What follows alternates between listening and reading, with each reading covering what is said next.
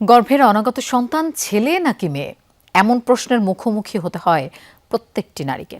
ছেলে সন্তান হলে গর্ভের কন্যা শিশুকে হত্যা, নারীকে শারীরিক মানসিক নির্যাতনের শিকারও হতে হয়। এমন পরিস্থিতিতে গর্ভের সন্তানের লিঙ্গ পরিচয় প্রকাশ না করার রায় দিয়েছেন হাইকোর্ট। পূর্ণাঙ্গ রায়ে শিশুর লিঙ্গ পরিচয় প্রকাশ না করতে আগামী ৬ মাসের মধ্যে স্বাস্থ্য অধিদপ্তরের মনিটরিং সেল গঠনের নির্দেশনা দেওয়া হয়। আইনজীবী ও চিকিৎসকরা বলছেন, মা ও শিশুর নিরাপত্তার জন্য এই রায়ের বাস্তবায়ন জরুরি। সৃষ্টিকর্তার নিয়ামত হিসেবে নারীর গর্ভে আসে সন্তান। জন্মগ্রহণের আগেই শক করে চিকিৎসকের কাছে অনেকেই জানতে চান অনাগত সন্তান ছেলে নাকি মেয়ে, আর তখনই বাধে বিপত্তি।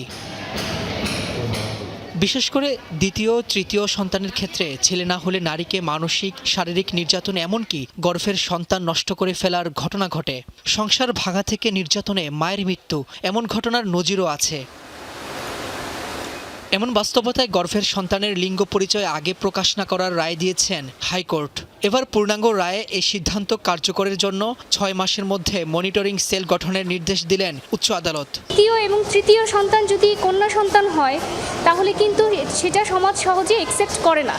বিচারপতি নাইমা হায়দার ও বিচারপতি কাজী জিনাত হকের এই রায়ে বলা হয়, অনাগত শিশুর লিঙ্গ নির্ধারণ ও প্রকাশ নারীর প্রতি বৈষম্য, কন্যা শিশু হত্যার প্রবণতা, সামাজিক ভারসাম্যহীনতা এবং সাংবিধানিক অধিকারের পরিপন্থী।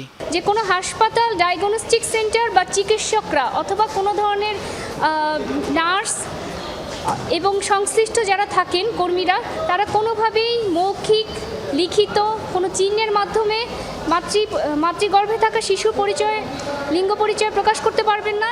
রায়ের পর্যবেক্ষণে বিচারপতিরা বলেন, বাংলাদেশে এ বিষয়ে কার্যকর নিয়ন্ত্রণ, মনিটরিং এবং জবাবদিহিমূলক ব্যবস্থা ছিল না। শুধু একটি গাইডলাইন প্রণয়ন করলেই দায়িত্ব শেষ হয় না। বাস্তবায়ন, ডিজিটাল নজরদারি এবং কার্যকর নিয়ন্ত্রণ ব্যবস্থা ছাড়া এ অনৈতিক কার্যক্রম বন্ধ করা সম্ভব না।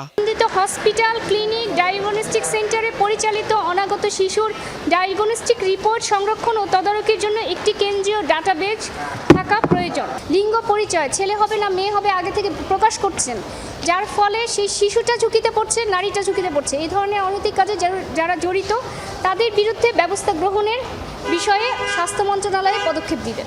গর্ভকালীন মা ও শিশুর নিরাপত্তার জন্য এই রায় যুগান্তকারী সিদ্ধান্ত বলে মনে করছেন চিকিৎসকরা। যাদের সচেতনতা সবচেয়ে বেশি দরকার, সেই বাবা মায়েরাও বিষয়টিকে ইতিবাচক হিসেবেই দেখছেন। মেয়ে হয়েছে, আমি বউ নিয়ে সংসার করবো না, ছেলে নিয়ে ঘর করতো, এরকম একটা আশঙ্কা ছিল।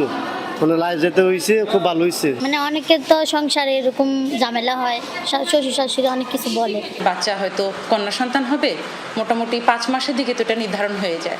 অনেকে আছে এটা নষ্ট করার জন্য, ডাক্তার তো কেউ দিবে না, তারা তাদের মতো ফার্মেসি থেকে ওষুধ নিয়ে খাচ্ছে। অনেক অঘটন ঘটানোর পরে আমাদের কাছে আসছে, তখন দেখা যায় বাচ্চা তো বাচ্চা, মাকে বাঁচানো কষ্ট হয়ে যায় অনেক। এটা অত্যন্ত যুগান্তকারী একটা রায় এবং এটা সফল প্রয়োগ হোক, এবং যদি কখনো প্রমাণিত হয় যে কেউ এটা প্রকাশ করেছে, দৃষ্টান্তমূলক শাস্তি হওয়া উচিত। রায়ে আরও বলা হয়েছে, জন্মের আগে শিশুর লিঙ্গ জানানোর চর্চা নারীর মর্যাদা, সমতা ও জীবনের অধিকারের বিরুদ্ধে যায়। এটি আন্তর্জাতিক মানবাধিকারও লঙ্ঘন। রাব্বি হোসেন, যমুনা নিউজ, ঢাকা।